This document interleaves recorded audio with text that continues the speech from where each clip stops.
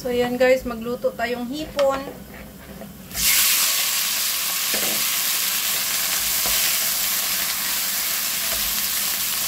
Ayan. Ito guys, ang ating ulam for today. Mega love shoutout sa inyong lahat. Good afternoon, kasi alas 2 na. So, ayan guys, ang ating ulam, hipon. Ayan, ginisa ko sa maraming bawang. At ayan ang ating ulamin ngayon guys. Lagyan natin ng oyster sauce. Yan ang ating panlasa.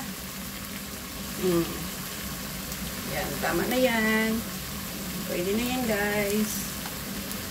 Salamat sa inyong lahat guys. Support. Mega love shoutout to all my subscribers, my viewers, my silent viewers, sa aking mga members, at sa lahat ng pupunta palagi sa premiere ko. Mega love shoutout sa inyong lahat. So yan guys.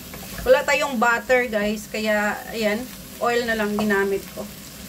So ayan ang ating ulam for today. Ito guys ay ano guys, yung nasa plato na paghapon na kasi hindi na ito siya buhay. So nakaplato na siya. Pero ito guys, tingnan mo kadami, $20 lang. Okay na yan kahit hindi siya buhay. Importante ay hindi naman siya hindi naman, hindi sira. Yan ay namatay lang siya sa tubig. Kaya, ayan. Yan guys, ang dami ang ating ulam for today. So, yan guys, tingnan na natin ang ating niluto. Wow, kasarap. So, ayan guys, ready na ito guys. At ready na ang ating hipon. Walang yan. Ayan, ganyan lang, plain. So, ayan na siya, guys.